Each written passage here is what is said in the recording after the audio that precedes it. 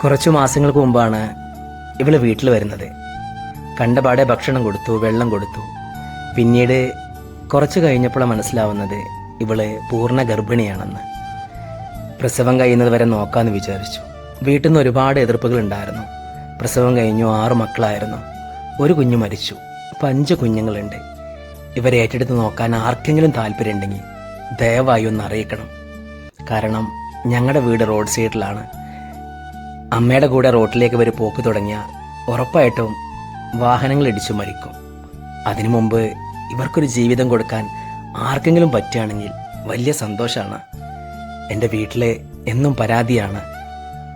ദയവായിട്ട് നിങ്ങളുടെ സുഹൃത്തുക്കൾക്ക് ആർക്കെങ്കിലും ഇവർ വേണമെങ്കിൽ ഒന്ന് അറിയിക്കണേ. ക്രോസ് ബ്രീഡാണ്, നല്ല കുഞ്ഞുങ്ങളാണ്, നല്ല ഇണക്കാണ്.